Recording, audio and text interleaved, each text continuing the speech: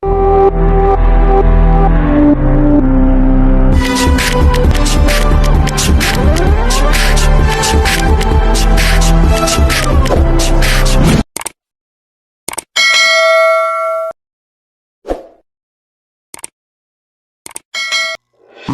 buhay mga kaseryenatics. Halina't samahan niyo ako at ating talakayin ang mga maiinit na kaganapan ngayon sa mundo ng mga teleserye. Pero bago ang lahat, ay hinihingi ko ang inyong tulong na i-subscribe, like and share ang ating munting channel upang updated tayo sa mga bagong kaganapan na nangyayari sa mundo ng teleserye. Tara, simulan na natin.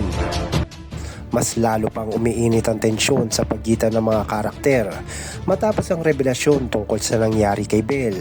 Habang unti-unting lumalabas ang katotohanan, may isang desisyon na maaaring magpabago sa kapalaran ng lahat, lalo na nga kay Rosel.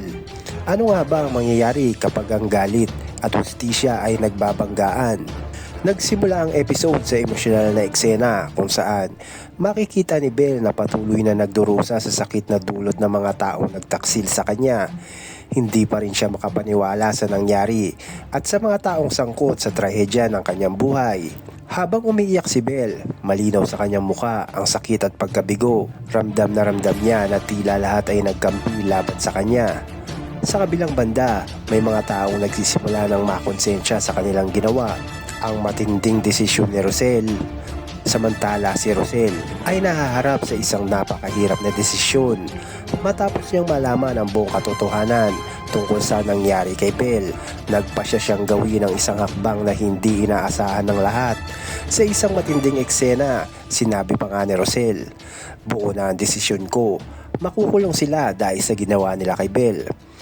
Ang pahayag na ito ay nagdulot niya ng matinding shock sa lahat na nakakarinig nito dahil kung itutuloy nga ni Rosel ang kanyang plano, siguradong may taong mapupunta nga sa kulungan.